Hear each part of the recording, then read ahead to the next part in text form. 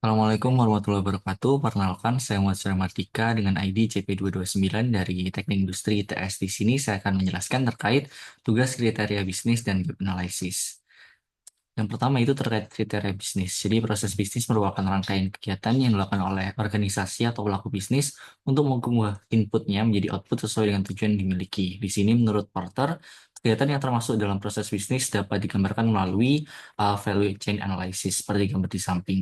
Dan dalam mengintegrasikan proses-proses bisnis yang ada, tahapannya dapat mengikuti seperti analisis kegiatan usaha, penentuan proses bisnis, pelaksanaan proses bisnis, dan evaluasi proses bisnis.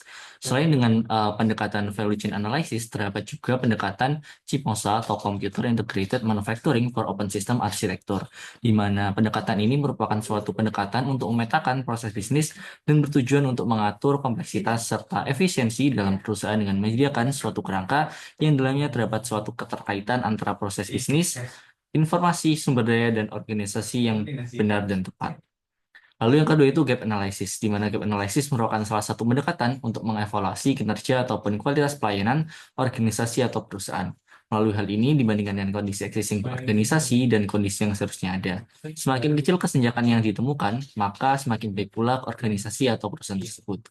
Gambar di samping juga merupakan model expected and perceived service quality yang menjadi salah satu pendekatan untuk mengetahui letak gap yang ada. Dalam melakukan gap analysis dapat banyak pendekatan seperti SWOT analysis, diagram fishbone, metode Nader-Tuzman, kerangka kerja 7S McKinsey, dan juga PES analysis. Nah, di sini saya akan mengambil studi kasus PT Jiwa Group yang menaungi brand kopi Janji Jiwa, Jiwa Toast, dan Jiwa Tea, di mana perusahaan ini merupakan salah satu perusahaan lokal yang termasuk sangat cepat maju dan berkembang sejak 2018 oleh Billy Kurniawan di Jakarta Selatan. Hingga saat ini telah berdiri lebih dari 900 outlet di seluruh Indonesia dan terjual 5 juta lebih gelas per bulannya. Beberapa prestasi yang diraih oleh Jiwa Group yaitu adalah Top Brand Award 2020 dan 2021 serta Indonesia Wow Brand 2021. Nah, di sini saya memetakan proses bisnisnya dengan pendekatan Kimosa, di mana yang pertama set direction-nya tertuang dalam visi dan misinya, set strategi tertuang dalam SWOT analysis, dan didapatkan pula strategi yang dikatakan oleh founder, yaitu dengan cara membangun brand, menciptakan cita rasa yang sesuai dengan lidah orang Indonesia, menjunjung tinggi partnership, dan juga selalu mengedepankan konsumen. Lalu direct bisnisnya yaitu melakukan ekspansi yang selaras dengan visi misi sehingga tersebar outlet di seluruh Indonesia. Lalu untuk core bisnisnya di sini ada develop product, di mana di sini lebih ke menentukan dengan jelas target pasarnya siapa, yaitu semua kalangan usia dan jenis kelamin. Dan perusahaan pada tahap ini juga mengembangkan desain produk dan kemasan dalam fase seperti logo produk yang menarik, kemasan trendy dan memiliki value yang khas. Lalu get order, di mana ini mengenai bagaimana Jiwa Group menjual produknya yaitu melalui offline maupun online channel. Selain itu juga diterapkan pula antara push ataupun pull strategi. Lalu yang ketiga yaitu fulfill order, di mana ini proses pemenuhan pesanan yaitu dari procurement bahan baku, proses produksi, distribusi, hingga penjualan online dan offline. Lalu support produknya yaitu melalui membership, Jiwa Group ingin meningkatkan loyalitas dari pelanggannya.